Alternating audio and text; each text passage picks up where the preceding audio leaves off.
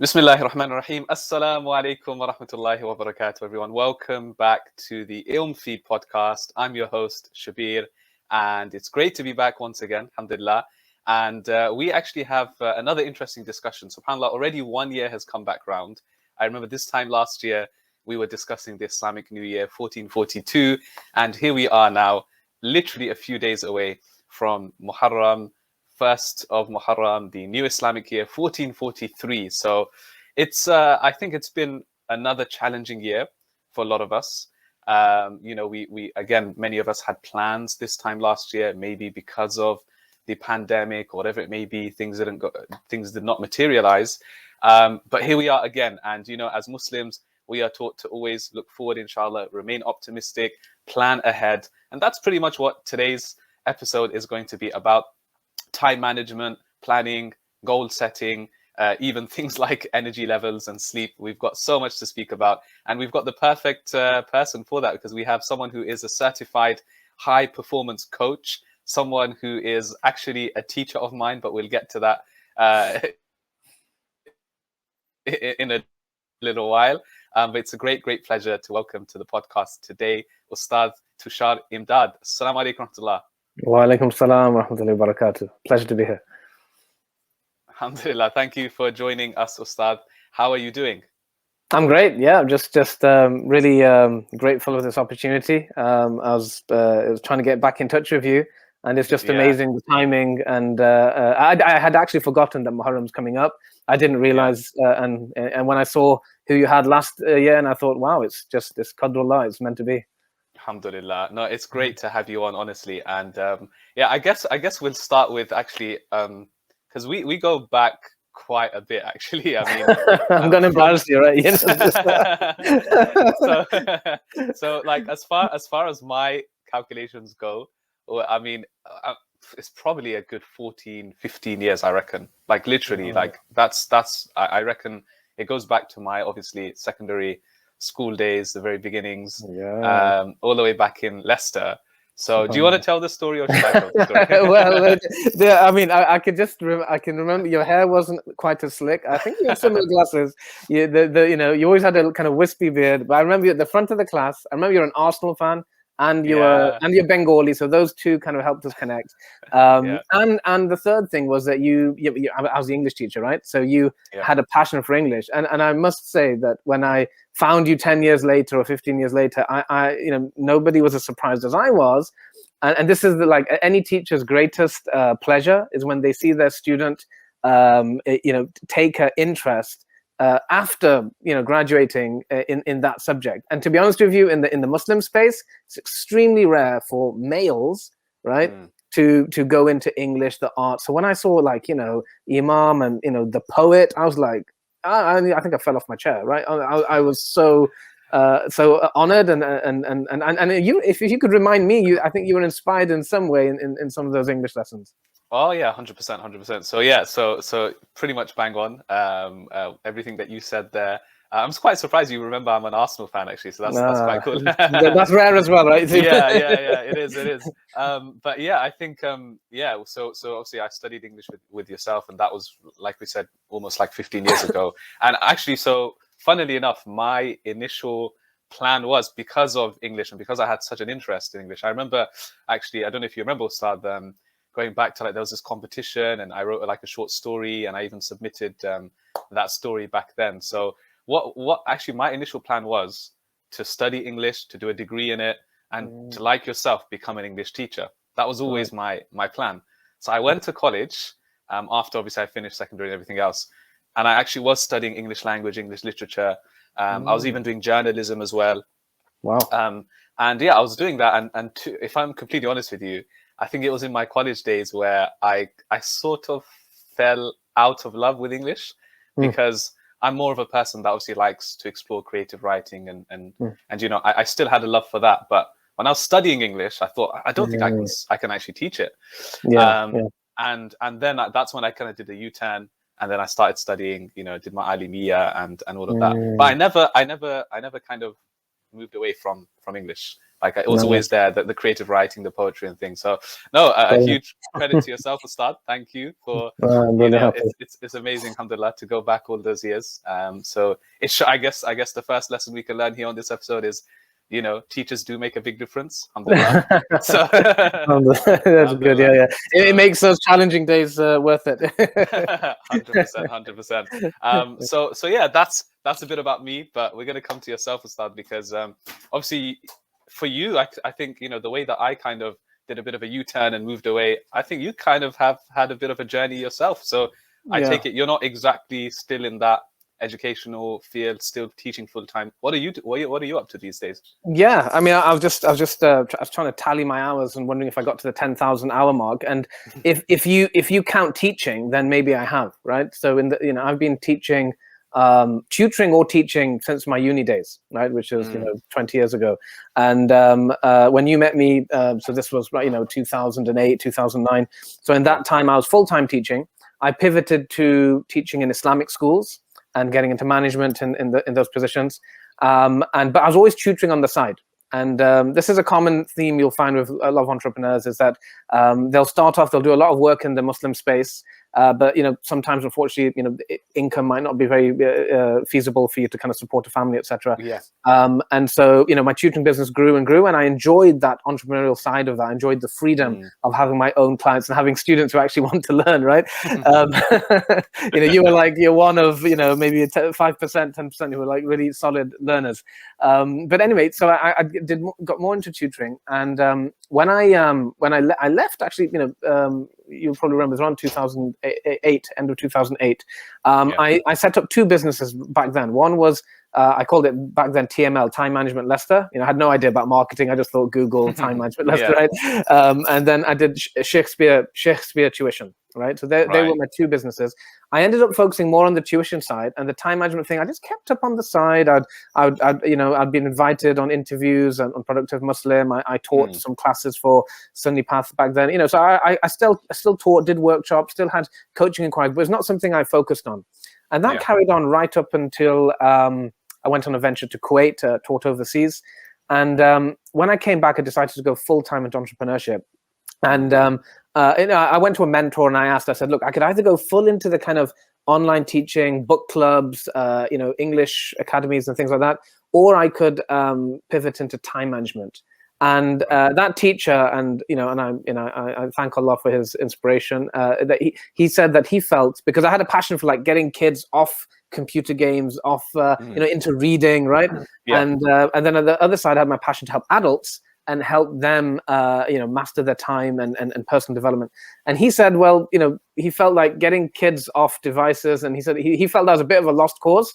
And he said he thinks that I'd be able to help impact the ummah more through time management training.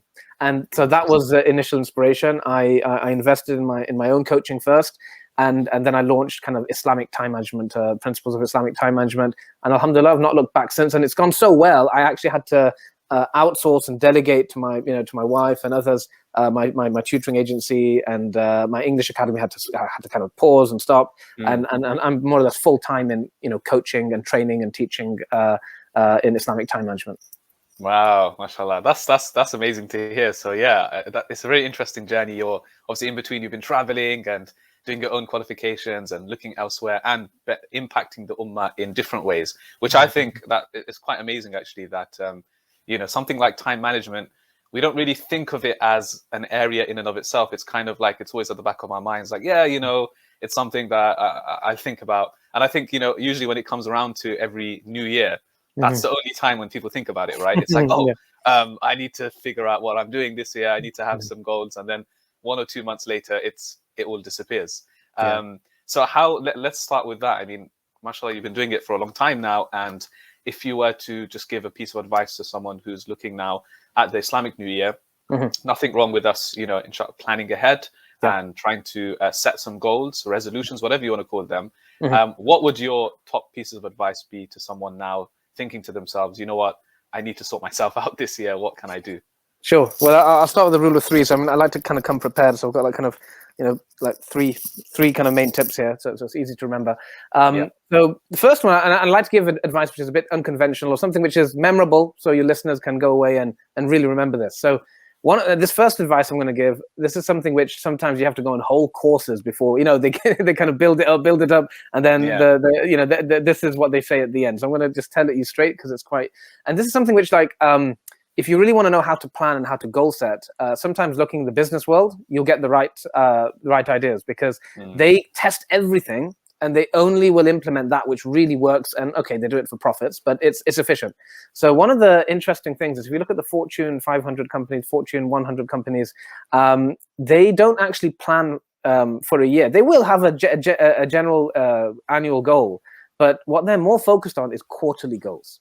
So my first advice is, instead of going all the way to the end of the year, yes, you might have some intentions for the year, right? Have a kind of focus this year, what you're going to focus on.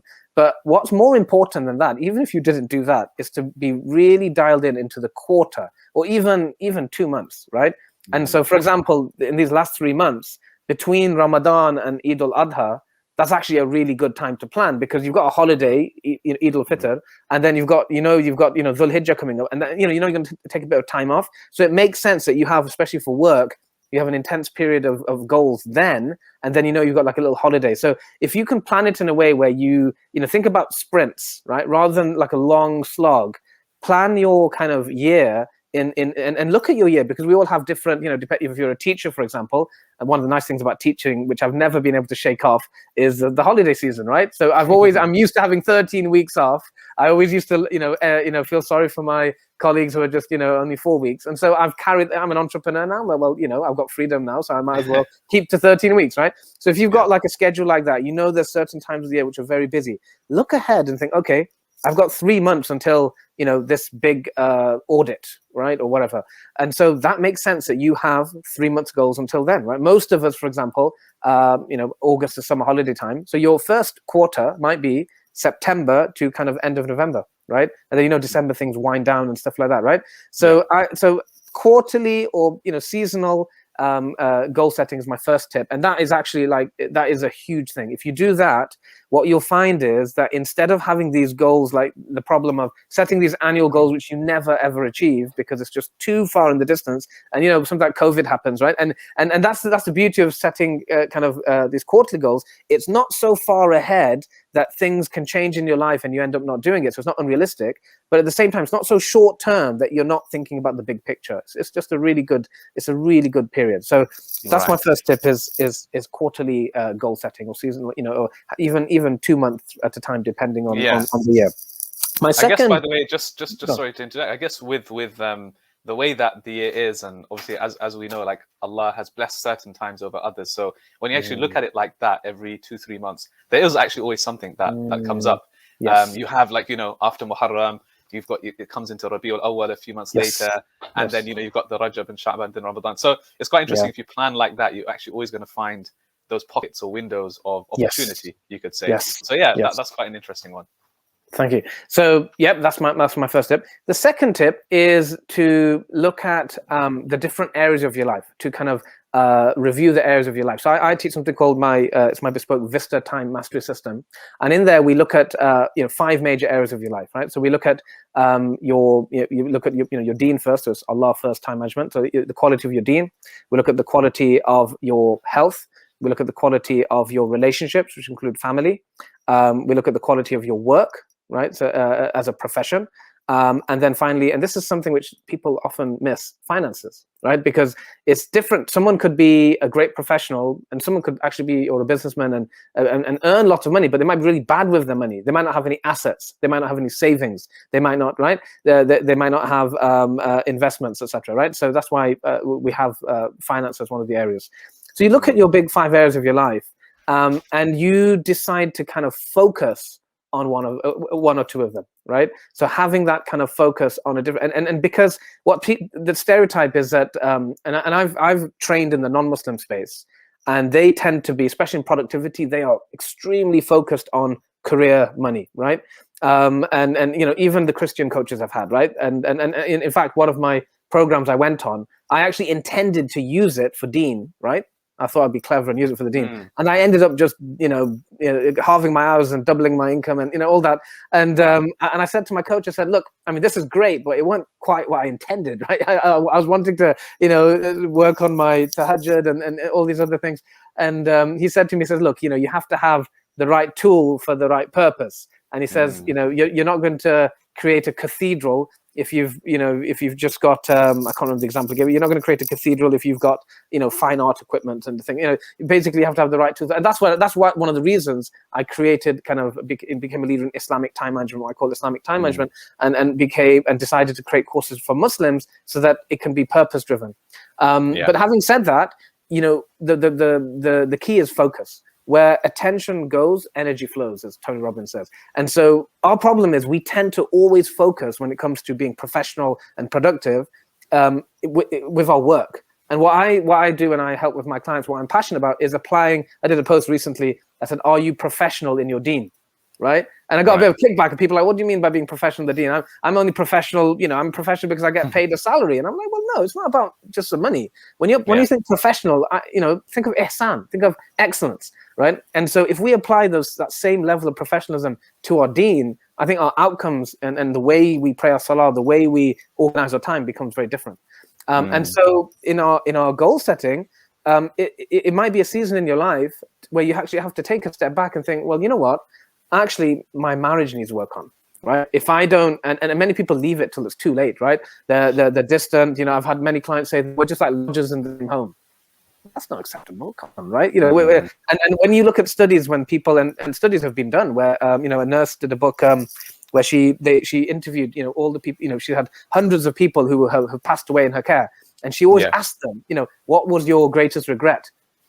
It wasn't work. It wasn't that I wish I could work more. I wish I could earn more. It was always about the quality of their relationships. It's always about, I wish I spent more time with such and such, my loved ones, right?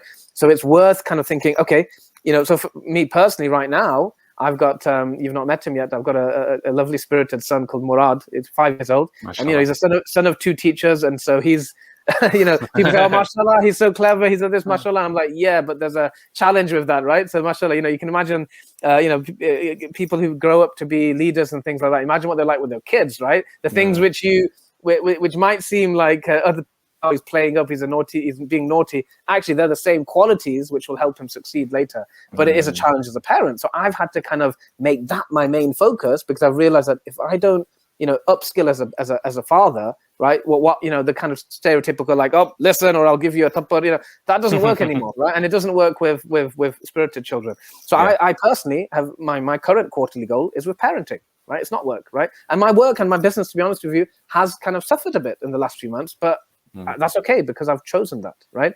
And so it's being able to, and that can be one of the hardest decisions in time. People think time management is all about to-do list. No, it's actually life, right? It's actually looking at the big picture. And one of the things I really help my clients with is to kind of think, look, let's get real. What's truly important for you right now? If you were to pass away next week, right, and you were to meet Allah Ta'ala, what would you regret if you hadn't got sorted?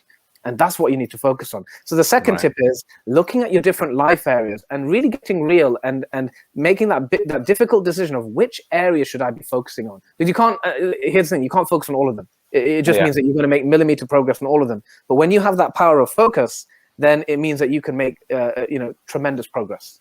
So that's the second tip. And my final tip, which is kind of similar, is to think about a character goal. Right. So we tend to do things which are all very, measurable and very to do with things that we have to do physically. But one thing we tend to miss and tend to forget, and this is what I like to do in Rabi al-Awwal, for example, is like having a character goal, right? You look at our deen and mashallah, you look at the example of the Prophet, sallallahu alaihi wasallam, and you look at Sayyidina Muhammad, sallallahu alaihi wasallam. I mean, subhanallah, it's like it's a manual, it's an encyclopedia of character. And we know it's the heaviest deed which is going to be weighed on the scale. And yet we don't spend much time working on it, right? I'm saying this to myself, right? I'm the guiltiest of this. And we need to kind of, to have a character goal and to actually say that, okay, this year, right, I'm gonna, we all have our traits, right? This is going to be the year I'm going to stop offending people, or this is going to be the year I stop, I stop kind of people pleasing and actually say what's best for me and my family, right? So whatever it is, this is the year I'm going to be more generous. This is the year I'm going to quit complaining, right? And so having a character goal, I think, is very powerful, and I think it's something which people forget to do.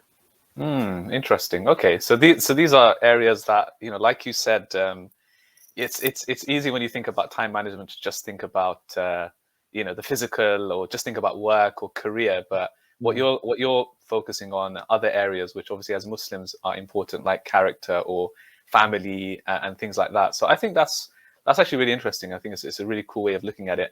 And I think, obviously because our deen is so comprehensive, and our Prophet, he was an example in every aspect of our lives, the best family man, the best businessman, the best leader, and so on. I think as Muslims, I think we can take from that and apply that in every single aspect of our lives. So that's quite interesting. I mean, with goal setting, for example, so I know you've given us like a really comprehensive like overview there. So if I was to now say, okay, fine, I'll have a look at those and set goals based on these three areas. How would you say? What would you say is the best way to go about? So I know one thing you mentioned was looking at it quarterly. So you've kind of split it there. But for some people, when they set goals, it's a bit like it's a bit wishy-washy. I don't know if you know what I'm saying. Like it's a bit like I'm gonna do this, or I'm gonna do that, and it's gonna be like. So what advice would you give to someone to kind of just measure themselves a bit more, tone it down a bit more, and make it a bit more achievable? Brilliant. So there's two kind of ways to do this, and to give an analogy, I'll give a gym analogy. I'll give a kind of a strength training analogy. I'm into strength training. So for example, you have kind of two types of kind of muscle groups. You got kind of fast twitch and slow twitch muscle groups. So you've got those, the stereotypical, like when you're kind of going to the gym, lifting heavy weights, right, and being able to build muscle, right. And that's important and that's useful. But then sometimes, like when you have a baby, right? I remember when I had Murad, and I'm like just carrying him, right? I've got my big muscles, right? I'm deadlifting, same thing, and I'm lifting Murad, taking him to the shop, and after a few minutes, my muscles are in agony. I'm like, what? Yeah. My wife's stronger than me? I don't get this, right?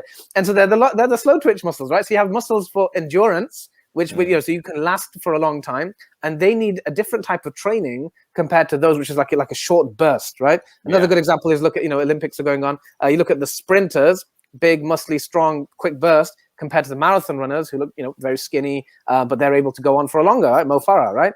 And so which one's best? Well, it depends on your purpose, but it's nice to be able to have both, right? It's nice to be able to have physical strength, but at the same time a little bit of endurance, right? And we need fitness, right? And so when it comes to goal setting and getting tasks done, one is the ability to get big. I mean, in the non-Muslim space they call it BHAGs, right? Big hairy ass goals. I don't really like that, but right, but anyway, you're those big goals, right? That those goals which are challenging and you want to kind of they'll make a tremendous difference in your life if you make them, right? And I think it's important to push yourself and to have those kind of goals which kind of push you to your limits, right? So you have those type of goals, and then on the other hand you have what we call habits, right? And so, in my programs, my course, I teach both, right? And sometimes, and that's quite unique as well. Sometimes you have to go to a different mentor for both. And so the way they work differently with the goals, the important thing is to plan. Look at, have a vision for what you actually want, because often people can be very vague. Like, what is it? Like, if you just say, I want to lose weight, right? As we know, that's not specific enough. So getting specific, and we've all heard of SMART, right? And that acronym, I know we learned it when we were at school, but listen, it's still one of the best, right? So specific, measurable, attainable, realistic, right? All that is true, okay? So if you can get specific, I would like to lose 10 kg within 6 months, right? So now you've got a goal. And then, I help my clients construct something called the leverage ladder, which basically means that, you then break it down to, okay, if I'm going to do that in 6 months, then that means in 3 months I need to do this, 2 months I need to do that. And you have apps like MyFitnessPal, which kind of do it for you. And that the secret is to do that with any goal you have, right? To be able to break it down, especially the ones you're pushing for, if it's an income goal or a professional goal, right? So it's your number one goal. see how you can break it down so that ultimately you have a goal each week which you're pushing towards, right? Right. And then if it comes, and then on the other hand, you have habits. Now, habits are actually easier to design, as I say. Habits need to be designed. People don't realize this, but you have to design the habit. And if you get good at habits, you can actually do several at once. Because I mean, obviously, if you think about it, we have hundreds of habits which we're unconscious of, right? And so it's becoming aware of your habits and deciding which habits you want to work on, design them, and then you can have them operating on in the background. And the main mistake people make when they're designing habits is they make them too big. And so the main tip I could give in a short interview like this is make it smaller than you think. Right? If you think that, okay, I'm going to make a habit of, reading, 5 pages of Quran or, a juz of Quran, and you think you can do that because you're a hafiz and you're used to that, well, make it a little bit smaller until you've established it. Say 3/4 juz. And, so it should be something when you look at it, you think, yeah, I can, that's easy. Right? If you say to yourself, that's easy, that's going to be a habit that sticks. And then inshallah, you can build on it later. How would you say, like you mentioned, obviously we all have, inbuilt habits that many of them are unconscious. What's one way of, I guess, trying to identify them if it's unconscious and if you've just been doing it and you've been programmed to do it for so long? How do you make yourself a bit more aware of some of those habits? Yeah, well, getting married helps. So definitely, yeah. If you want to know your bad habits, and this is one of the miracles, seriously, of the Prophet _, is that his wives praised him more than anyone, right? And if your wife is praising you publicly and praising your private life, then you're a good man, right? Yeah. And so no, seriously, having if you want to know what your bad habits are, and this is a hard question. If you read marriage books, sometimes they say, ask your spouse, your wife, or your husband, if you're a sister watching, beloved, what one thing you think I could work on, or is there anything which I do? And trust me, we're normally too scared to ask, right? But if you want feedback, you want accountability, start with your spouse, right? So that will first that'll bring awareness. So say, oh yeah, you do this, or you do, and even with character, wherever it is. So that's one way is actually asking.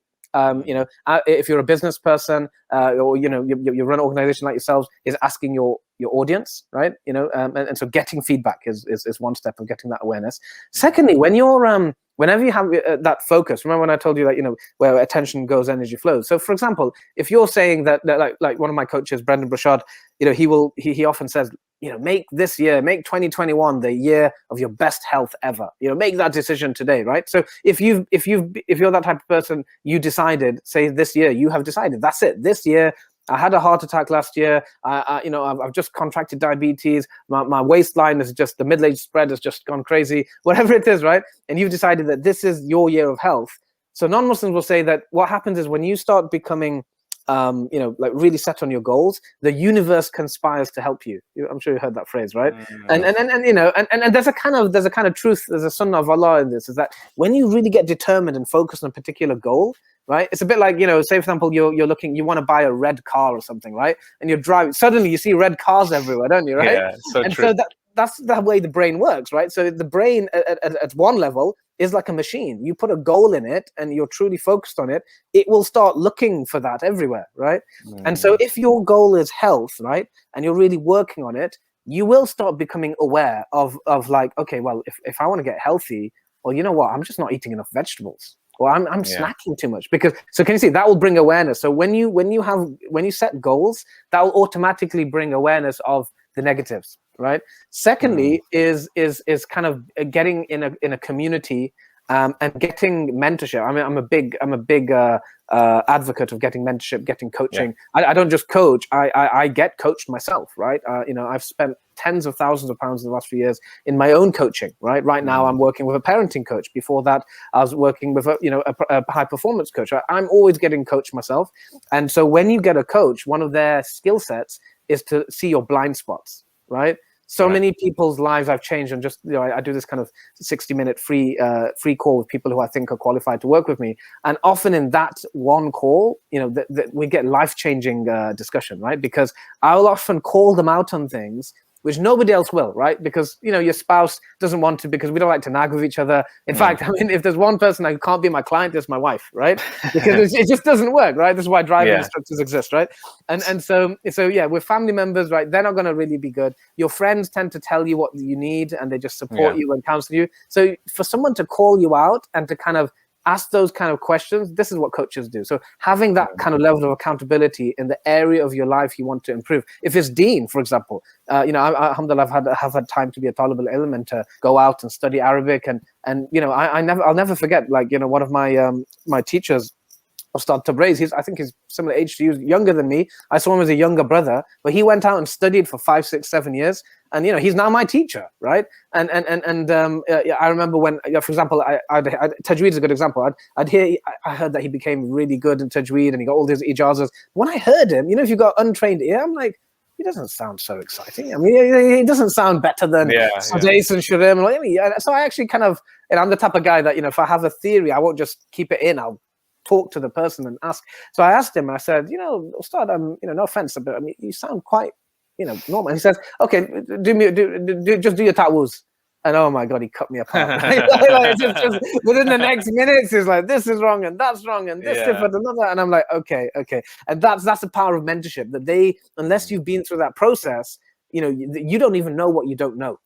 Right. And this way you have like, and I think this is a good model to finish on. You have the stages of competence. So you have, and I'll do the analogy with driving, right? So because it's really easy to understand. You have unconscious incompetence, which is you don't even know that you don't know. So someone who doesn't so you can say someone who doesn't know that cars exist, but that's quite rare. But I'll give my wife's example. She's now desperate to learn to drive, right? She's a mother and everything. But I remember, like, you know, 10 years ago, 15 years ago, a lot of her friends would say, you need to drive. And she's like, no, I'm a sister. I don't have any kids. My husband takes me everywhere. I can get the bus. No problem, right? Yeah. So she was unconsciously incompetent. She didn't even realize the importance of driving, right?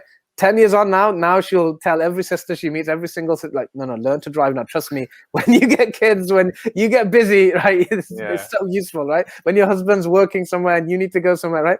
And so that's unconscious incompetence. You don't even realize that it's a problem. And that's why, you know, the first step in any type of self-improvement is acknowledging that I've got a problem, acknowledging that I've got this bad pattern, acknowledging, you know, that I have these bad habits, or acknowledging that I'm not where I want to be in life. That's number one, unconscious competence. So conscious competence is the second level. You're now, you know, you started learning and you're crashing and you realize how, you know, how hard it is to keep the car going.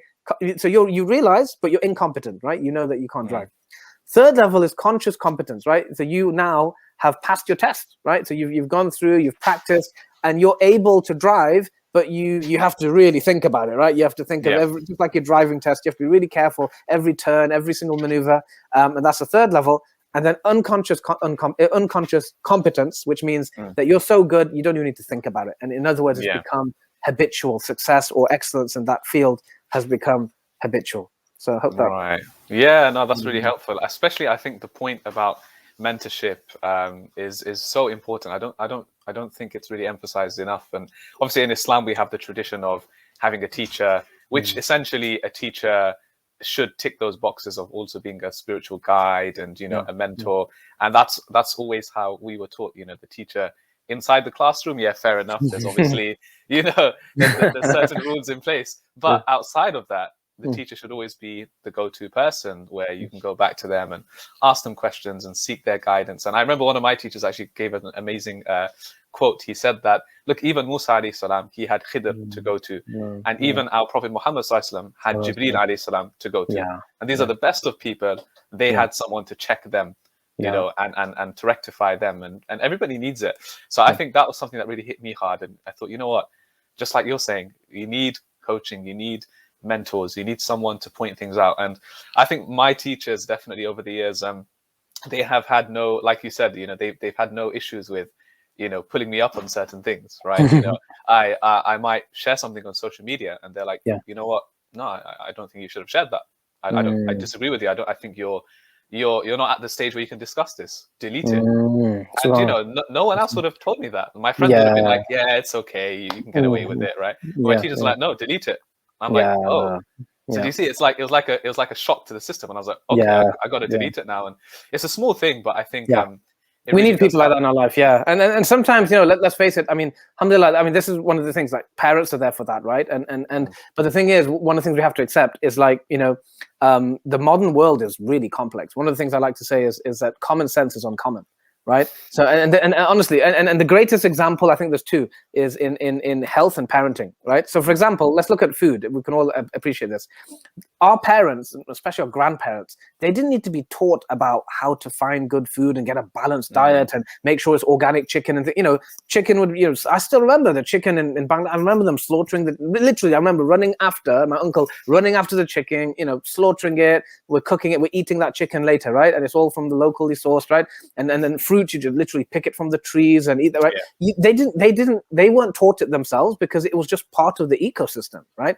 And so now come to the 20th century, you're in England and you're, so they don't teach us anything. So it's just like, oh yeah, you just go to the local shop. Now you go to the local corner shop, unfortunately, 90% of that stuff's poison, right? And so if you don't go out there and study nutrition and health and about chemicals and food and things like that, you're setting yourself up for a lifetime of disease, right? So that's a good example of where common sense, unfortunately, and it's not their fault, but our parents aren't equipped to teach us that. That's something which we have to learn ourselves. And similarly, parenting, right? So there's lots of things in parenting which for generations was just common sense, like singing. One book I really recommend is called Toxic Childhood, right? If you want to avoid your kids growing up as brats, you got to read that book, because what happened is that in the past, for example, singing to your child before they sleep, it was just what everyone did. You'd hear your mum did it to you, then you do it to you. Now, unfortunately, the modern world is almost like cut off from all tradition. And so things like that aren't common now. And so we have to be taught, oh, look, there's been a study which shows that if you sing to your child, that actually helps their brain patterns, blah, blah, And there's so many things like that. Other things are like, for example, having the pet, when you have a child in a carrier, make sure they're not away from you, make sure they're facing, because before we didn't even do that. So we never even thought about it. These are new problems we face. And because we've got new problems, we need new solutions. As Stephen Covey said he wrote a book called Seven Habits of Highly Effective People, which is very, very well known and very popular. What's less known is he wrote an equally brilliant book called 7 Habits of Highly Effective Families. And he was very effective in his family. Not only was he one of the top business coaches in his generation, he was a great family man. And his own son wrote 7 Habits of Highly Effective Teenagers, another great book for your kids. Wow. Right. And that shows, like, if your son writes a book like that, right? I mean, mashallah. Yeah. And so, he had a big family. And one of the things he wrote in that book, which I always remember, he did this graph or this like chart, and he showed like problems in the 60s, like what were the biggest problems in, in terms of school and behavior and in society, and then compared it to the 90s. So in the 60s, like the biggest problem, like in school, for example, just student teacher, the biggest problem was like, kids, talking out of turn or, being rude to the teacher, right? 90s, it's like assault. Right, 60s, biggest problem is, and so he showed you like how society, economics, law, culture, everything was kind of family, supporting family structures in the 60s. But now in our times, everything is conspiring against family, right? The way the world's set up is actually, you have to fight to keep a healthy family. And that's why new structures, right? If society has changed externally, then you have to create new structures in your life. And that's why people are like, sometimes people wonder, why do I need to study time management? Why do I have to study all the? Because the world is a bit more complex now. You got to create more sophisticated solutions. And if you don't, these new sophisticated problems, like, I mean, just one of them is just this one device alone can destroy everything. Right? Yeah. If you don't have a handle on this, that can destroy your family structure, can destroy your dean structure, can destroy everything. And so you have to have things in place so that you know where this fits in your life, so that you can maintain. But our predecessors didn't have to worry about this. This is one of my favorite jokes, religious jokes, is like, when the internet was created, Shaitan retired. It's like, job's done, right? It's all there. Yeah. So true. Yeah, honestly, so true. No, I think there's some solid points that we covered. I wanted to ask you actually about again, coming back to a bit about what you do, because obviously one of the titles is like being a high performance coach, right? And I know you've done a lot of, like you said, coaching yourself and a lot of qualifications yourself.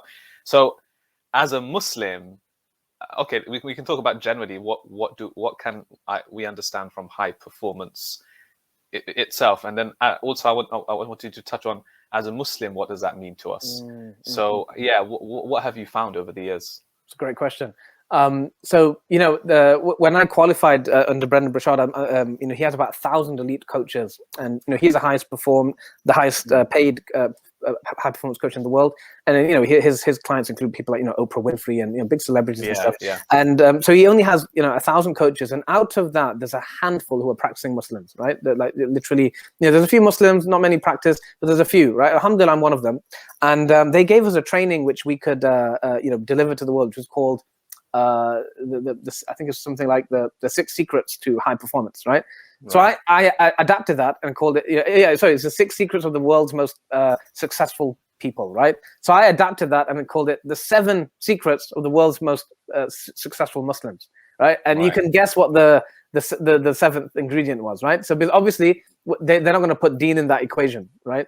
And so in terms of high performance, some of the qualities which and Brendan's one of the reasons I studied with them as opposed to Tony Robbins or anyone else is that it's very research driven. It's the most research based high performance coaching program in the world, in the sense that it's based on his book called High Performance Habits. He literally partnered with a couple of universities, and they went out there and literally interviewed tens of thousands of high performers, CEOs, millionaires, billionaires, presidents, right? And really kind of measured what are the common traits, right, which they have. And I'm not going to go through all of them, but they're things like having clarity in purpose, right?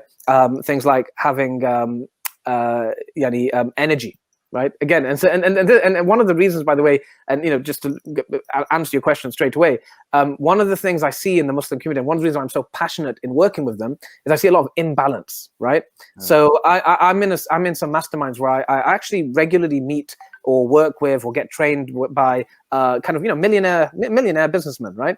And one of the interesting things when I compare the millionaire Muslims to the millionaire non-Muslims, unfortunately, this is a trend I've seen, is that some of the millionaire non-Muslims, they not only are they rich and successful in their business, right? But the way they've done that, they've done it through systems, so that they're only working, for example, they've got 3-4 businesses, and they're just working a few hours a week on each one, a few hours a week, if it's sometimes a few hours a month on each one, and is generating that revenue.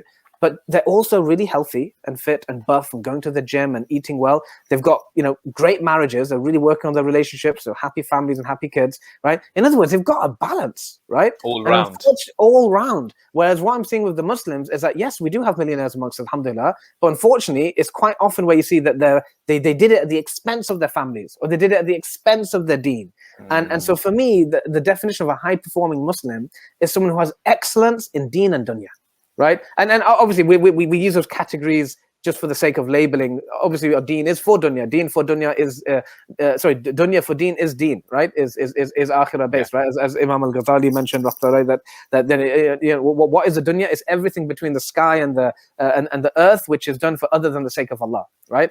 But just for the sake of labeling and to help clarify in our discussion, we know that in terms of like kind of actually focusing on religion, focusing on deen in terms of learning the deen, knowing the fara'id, and implementing and practicing the deen, and then on the other side, making sure you're strong at work, right? Because I do believe in our times, Muslims need to be strong, especially those of us living in the West, right? And I'm guessing most of your audience from Western countries, or is it? Actually, we have a lot even across like Indonesia, Malaysia, and Far East. Yes, MashaAllah. love them all. But I'm guessing they're English speaking, right? So I'm speaking to educated professional Muslims, wherever you are. If you are fortunate enough to have a good job, if you're fortunate enough to live in a strong economy, if you're fortunate enough to I truly believe, because when you look at the ummah, if we look at the percentages, I haven't checked recently, but I'm guessing like more than 50% is probably 70% of Muslims right now in our ummah are in a state of poverty, or a state of weakness, or a state of oppression, right? So when we see that, right, I truly believe that our responsibility as Muslims living in the West, like when we see what's happening in Palestine, when we see what's happening in Kashmir, when we see this, like, what we should feel like a pain, right? But in terms of the action we need to take from that pain is like, right, you know what? I have to be the best version of myself in here. And actually, we're quite powerful. We actually have influence because we're through wealth, right? Through institutions, through organizations. So if we are utilizing our skills, if we are being high performing in our professions, right? Whether you're a doctor or a lawyer or an entrepreneur, whatever it is, if you are having excellence in that field, that is one of the best ways you can serve and have impact on the ummah. So that really is an important part of being a high-performing Muslim. So that's why I say both. But the problem is why, and this is a book one day I called The Practicing Muslim. I've always seen these two extremes. I've seen people who are like the stereotypical, got the big beard, they got the topi, they got the jubba and everything, right? And they look outwardly like very practicing. They're doing the ibadat and everything.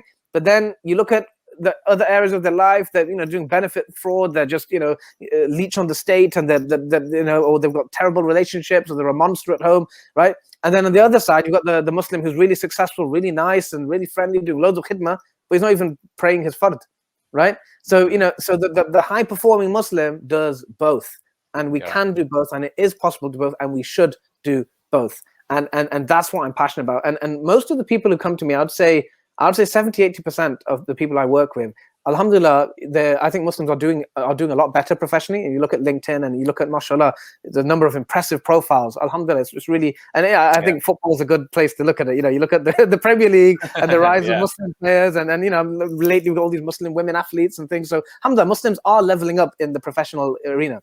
But a lot of the people who come to me, they recognize that. And I literally get guys. I had one Amazon manager just messaged me on LinkedIn and said, Tushar, alhamdulillah, I'm doing really well at work, but I feel like Allah is like number 4, number 5 in my life. Can you help me systematically make him number 1? I'm like, I love working with people like that, right? Wow. And that's the thing. A lot of people are recognizing that they're very professional in their work, very professional in maybe even their health, but they've let the deen slide.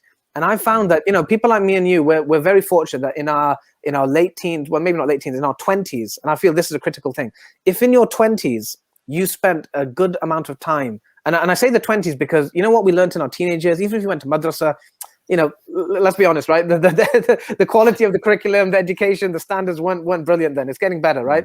So and even if it was great, you learned it at a time as a child. Your motivations were different. It is very important as an adult. You choose to enroll and study and I'd say to do it live as well. It's very important. I mean, some of my, one of the greatest things I give shukr for is that I would spend, I'd travel from Preston to Manchester or Preston to Bury or something and have a teacher, and I'd go to him and learn tajweed or learn fiqh, that I had, and astaghfirullah, I don't do it enough, but at least I had a period of my life when I did that. And what I found is that those people in their 20s, if they spent, I'd say, generally 5 years, 5 to 10 years, or even, you can do it intensively in a few years, but you've spent a good chunk of your 20s actually actively learning the deen, learning the Islamic sciences, then alhamdulillah, then normally that sets you up for life. And it normally means you don't have the problems when you come to me in the 40s and you've got like, 20 years of qada salah, or, you didn't even study your farad, or your marriage, you're not even married because you didn't realize you're divorced, right? So it avoids those kind of problems. So important. I think I agree with you about the 20s. I think, like you said, when you learn things at a certain age, when you're a lot younger, it's there somewhere, but it's never the same as when you're actively motivated to go out of your way and learn. And like you mentioned, traveling, and it's something that I think a lot of us did in the last maybe couple of decades. But nowadays, like, you have everything online, where literally you can actually sign up to a course and you live teaching. So it's like, do we even have an excuse anymore? Like, okay, we're not saying that you negate the teaching, the traveling. I think we should travel and still make an active effort. But the fact that you have everything now online, especially in the last couple of years, there's no excuse not to learn and not to seek that knowledge and better ourselves. You know what that is? It's I can't remember what they call it. I think it's there's a scientific term. I forgot the term, but it's like they give the example that when you go to a shop and you have like all these choices, right? And sometimes when you have too much choice, it's like paralysis by analysis, to give the productivity term. And I think that's the problem with the modern world, is that you're right, because we have so many options, we end up doing nothing. And that's why this is one of the things time management helps you do, is to get that focus. And in the past, when things were maybe a bit simpler, and you just went to the mosque and then they'd announce and there's a talk, or the structure was, you would actually easily fall into that like, for example, the way decisions were made, like in Leicester, alhamdulillah, many people like the house prices are crazy near masjids, right? And because people actually want to live near masjids, and alhamdulillah, it's a good thing if you think about it. It's actually a great reflection on our ummah or the community in Leicester, is that mashallah, like where I live right now, I'm in a place called Hamilton, and I'm paying the same rent as my house in Highfields. Now this house has got, it's got a garden, it's got a garage, it's detached, it's got more bathrooms. It's like so much more valuable than the house in Highfields, which was like terraced. There's no garden. It's small, but it's the same rent. it's incredible because the competition to get in Highfields is because everyone wants to live near the mosque. So mashallah. So when you live near a mosque, and if you choose to do that, and especially if it's an active mosque, then that will give you a structure where you're going to hear about talks, going to hear about classes, you'll end up doing it. But now, where most of you, maybe you're not living near a mosque, you're not connected to locals. And so everything is online, but then you've got you've got 100 emails in the inbox, all these different companies, competing for your attention. You just end up doing nothing, and that's the danger. That's the danger. Yeah, no, absolutely. I completely agree with you. Since we're coming to the end, Ustadh, I mean, one point or one term you mentioned a bit earlier on was energy. And I think this is something where a lot of our viewers now are going to be listening to this part, because I feel like this is one thing that's crippling a lot of people. When we talk about productivity, about going out and taking action. One thing that cripples everyone, or a lot of people, is I don't have the energy to do it.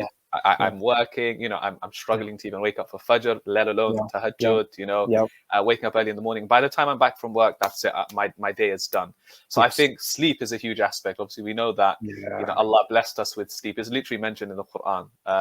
So I remember, I think it was a few months back or last year, I read one of your articles on LinkedIn about actually getting the best sleep of your life. And I found it really interesting personally, because it's something that I've actively been thinking about, how to, get the right amount of sleep. And, so for example, for me personally, I'll just tell you, because I know everyone's a bit different.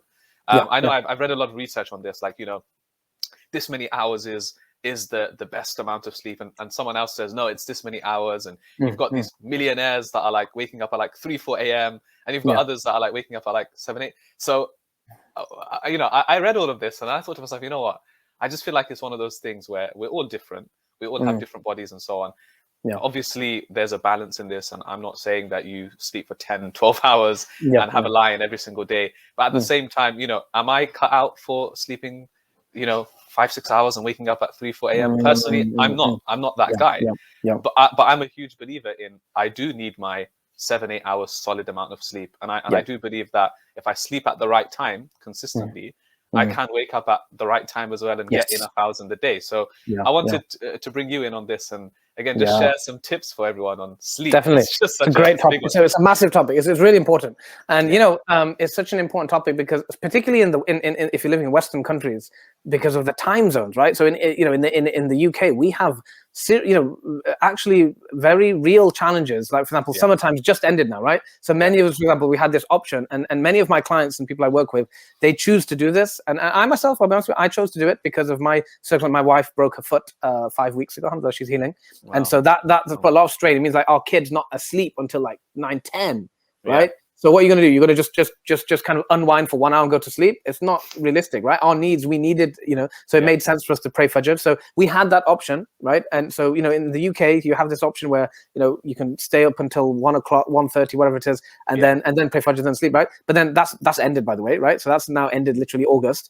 And so now it's okay, now we need to kind of sleep earlier and get up. And so that is disruptive, right? So because of the nature of prayer times in the UK, each season can be a different challenge, right? Some parts of the year, Isha is like 6 o'clock, right? 7 o'clock. Other times, it's like 10 o'clock, right? So you have to adjust, right? So that is a genuine challenge, and there's no easy solution to that, right? And I've even gone out on Facebook and LinkedIn and asked questions. I've had sleep experts. I've asked ulama, and I'll be honest with you, even scholars find it difficult to answer this question. And when I've tried to ask it openly, they've shied from giving a solution, right? Like I asked the question: if you're a professional and you need to get up to go to work 8 o'clock, but at the same time you want to pray tahajjud in the right time, and you want to make Fajr Jamaat, and that's another problem because the masjid's Fajr Jamaats are often very late, and tahajjud, so these are challenges, right? And so there's no one size fits all solution to that. That's a nuanced problem. So don't worry about that. But we're not talking about that because to answer your question, but I asked this recently, and again, this is exclusive for your listeners because it's something which normally I don't tell to anyone apart from my clients. But I actually went to the author of the Miracle Morning, right? So this is called Hal Elrod. He created the Miracle Morning method. Millions of people around the world have been inspired by his book, including some of the top gurus in the world, and he helped create this movement of getting up early, right? And as Muslims, we aspire to that. We know that, I mean, there's so many Islamic references. وَجَعَلْنَا نَهَارَ مَعَاشًا. We created in Surah Naba, that we created the day for life, right? To be alive. And we know the Prophet ﷺ made dua, Allahumma barik li ummati fi bukuriha. Allah bless my ummah in its early hours. So it is a sunnah, right? And we know that the interesting thing, you read the commentary of the hadith, the narrator was a merchant, and he said that when he heard that hadith, he implemented it by making sure that he would open his stall, earlier than everyone else. And then it mentions in the commentary that his trade prospered, right? So this is something which is this is a tried and tested rule, right? And so in terms of waking up early, right? They say that there's your night owls and you have early owls, but here this is where whenever there's a kind of like a difference of opinion in science and things like that, and then you have a sunnah, right? Then we always go with the sunnah, right? Yeah. So the fact that the sunnah is to wake up earlier, even if, like, I'll admit, I was raised like, Bengali professional family, we had dinner like it was a crazy time, and I was encouraged to do my homework late. So unfortunately, and many of us have this, we grew up with really bad habits, right? So we're used to staying up late. Does that mean it's the best thing? No, we've got to be honest and say, no, the sunnah is to wake up earlier. That's always superior. So, and what non-Muslim, interesting, when I worked with non-Muslim gurus, what they will do is that they will actually say that, there are night owls, that's true. But to be honest with you, any night owl who actually wants to be a morning person, it's possible. And it's happened time and time and time again. And so I say the same thing to my Muslim clients. If you truly want to be a morning person, you can do it, right? And actually the proof is in our biology. You look at the melatonin, which is secreted, you look at the hormones which are secreted, we are actually programmed to, it sounds so common sense. This is what I mean by common sense is uncommon. We are programmed, guess what? Sleep in the night and to be awake in the day. Wow. Spoiler alert. Right? Wow. but look, since electricity and since because of devices and things, we don't implement. I mean, and Brendan, I love this quote by Brendan Burchard. He says, common sense is not always common practice. Right? So even though we have that common sense, we don't practice it, right? So we're staying up late and we're sleeping in through all those beautiful early hours, right? So my first thing is that no, trust the science, trust your biology, and trust the sunnah. It is better to wake up earlier, and the earlier you can get up, the better, right? And the more barakah you'll find in your time. And I'm not judging anyone. I'm not saying that in you and your circumstance, you're a night shift worker. Yeah, everyone's got different circumstances. Yeah. But if all things are equal, that is definitely the ideal state. So if you have options, if you've got a way to redesign your life and shift your schedule so you can get up earlier, do it, right? That's the first tip. Second tip about the hours of sleep. Now, this is important. And here's what I actually asked Hal Elrod about this. So, this addresses a lot of the issues you've mentioned, because the science, the biggest consensus seems to be, and the best book on this, I think I've got it here, right? Look, oh wow, this is a proof that I practice what I So this is like the number one book in the world about sleep, right? Like Why We Sleep. Okay. Matthew Walker, he is like literally like a sleep diplomat. He's been described as, right? So no one has done as much research as he has. Okay, he's got amazing interviews on Dr. Chatterjee's podcast, Feel Better, Live More. And so what he defines sleep deprivation as anything less than 7 hours. Right, less than 7 hours. Okay, anything less than that, yeah. So that's technically defined as sleep deprivation. And then I put this post up on Facebook recently. I said that are you Muslims? Are you sleep deprived? This is are you sleeping less than 7 hours? And then there's a little bit of comeback. And what some said, well, isn't the research controversial? Isn't there like difference of opinion? Now here's what I'll help you with that. So I'd say the majority consensus. You go on NHS website. You go onto your doctor. You go onto you go to any. I've not met a single guru like who's teaching productivity who will not encourage you to sleep more. Right, like one of the practices my coach said, and you think about like Robert Federer, how much do they sleep? Usain Bolt, these top athletes, they sleep like 10 hours a day, 10 hours a night, sometimes even more, and that helps them perform, right? So the science, this book will, if you're interested in the science, you're a bit of a geek. This will go into detail, all the experiments, and it's fascinating. And sometimes knowledge is important. Sometimes to get motivation, you need why power before you get willpower. So if you want to increase your willpower, read a bit, study a bit, and increase your motivation. And so what in terms of so the overall consensus tends to be 7-8 hours is optimum. Now, what about those people who get away with 5 hours and 4 hours? Right now, here's the interesting thing: it's true. People can subjectively feel fine on 5 hours. I've had clients right? And they tend to be people, especially from I've had them from people who are living in the Middle East, maybe from African regions, right? And they I've noticed this pattern that they're able to. They say that they're fine, right? But once now, there's two problems with this. One is that when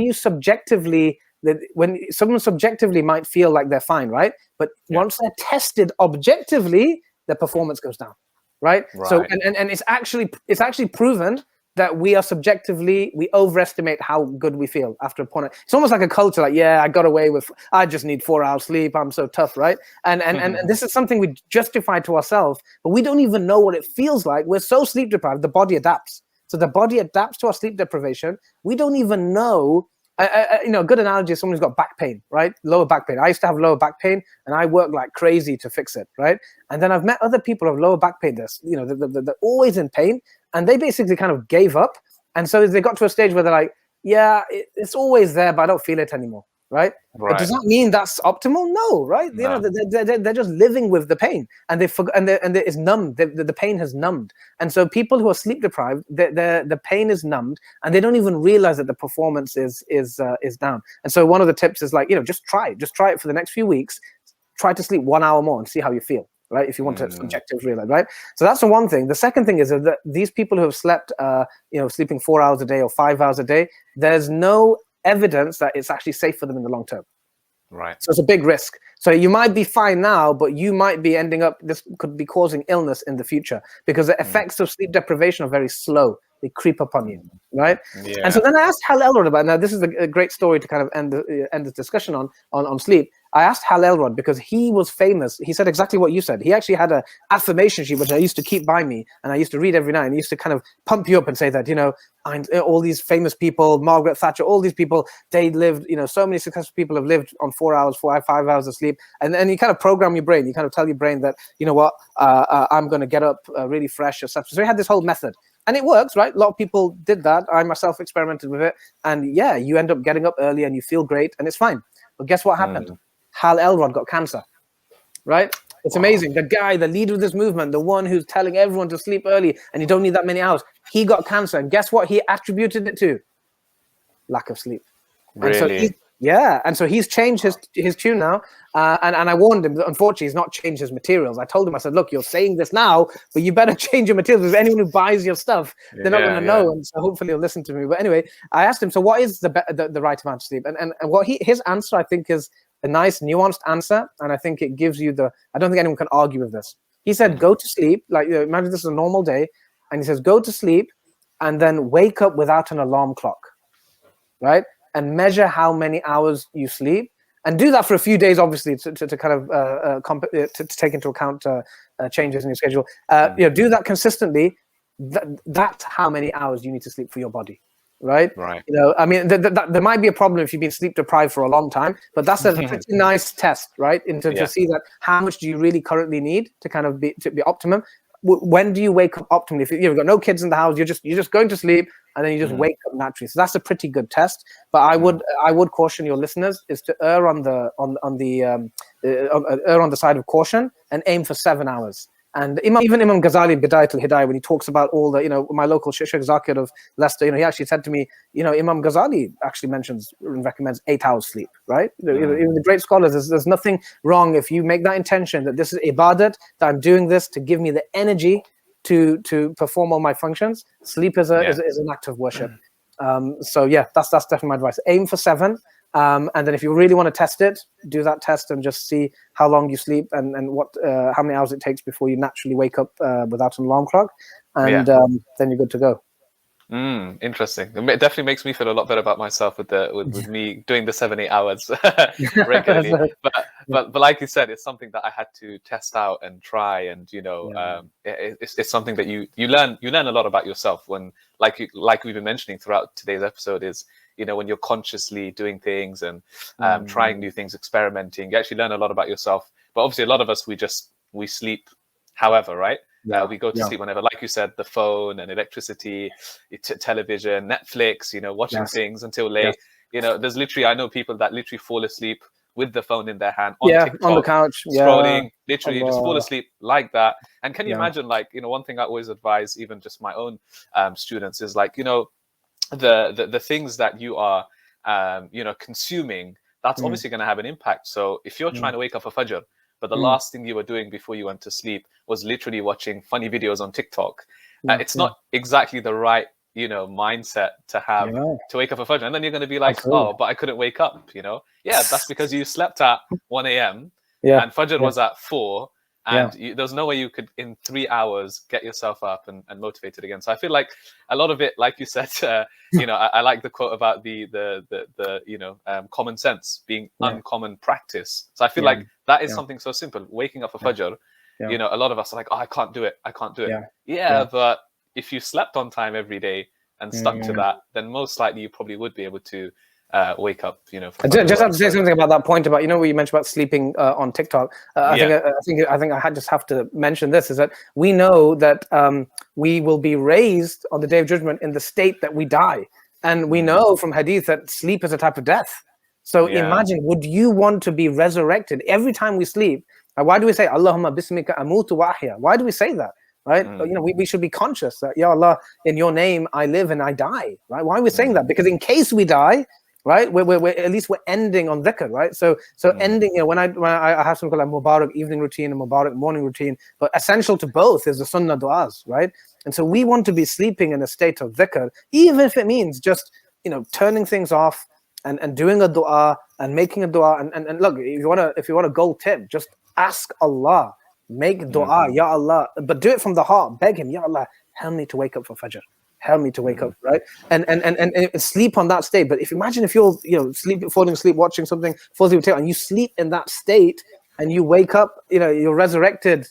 That's embarrassing, right? You do not want to be resurrected in that state. So the way you sleep, think about it, that's the way you're going to be presenting yourself to Allah. So we want to go to sleep, like they say, you begin the day and end the day in the remembrance of Allah. Inshallah, Allah is generous. He will forgive what's in between, right? But we want to make that beginning and ending. And I'm reminding myself, we want to start the day and end the day, strong, inshallah, right? And that's a hack. I like to teach hacks all the time, right? So there's a great hack there. You've got 24 hours in the day. Just focus on, the 15 minutes at the beginning. Can you invest 15 or even 10, even 5 minutes at the way you start, the 5 minutes? Because people also start the day on their phone. I mean, if there's one thing, if you get one thing from this, it's going to be my parting advice. If there's one thing you get from this, do not, please, end your day on the phone. Do not end your day on the phone and start your day on the phone, please. Honestly, even if it's Islamic, don't start with that, right? End your day naturally with dhikr, right? With fikr, and start the day in dhikr, in shukr, right? I mean, look, Alhamdulillah alladhi ahyana. The very first thing you say when you wake up is Alhamdulillah. And we know you go to the productivity gurus, you go to the the big celebrity gurus who are teaching about morning routines. they spend episodes talking about gratitude. In our deen, in our dua, we're doing that, right? Again, it has to be done mindfully, done from the heart. But if we just follow these simple sunnahs, right, inshallah, the way we wake and the way we sleep, and we can build on that, you've got the greatest way to start and end the day. And those two things will help with your sleep, by the way, because you're starting the day with positivity, with gratitude, and you're ending the day mindfully. Those things are essential for the quality of your sleep as well. Absolutely. No, I think that's a really, really good point to end on. Ustadh, thank you so much. It's actually been such a pleasure. I've learned a lot from this, and lots of things that I can implement, and all our listeners and viewers can inshallah implement as well. So thank you so much. Where can our Feed family find more of your work and your material, Ustadh? I'd love to see them. So, I mean, first of all, follow me. Tushar Imdad is only one so far. I mean, the Bengali names are quite uncommon. So, Tushar Imdad, look for me on LinkedIn and connect with me, message me. Also on Facebook. If you're someone who's actually interested in seriously working with me, just message me and I can arrange a quick call to talk to you and find out more about your situation. And I'd like to announce that, inshallah, within a few weeks, I'm hoping to launch my first Facebook group called Islamic Time Management.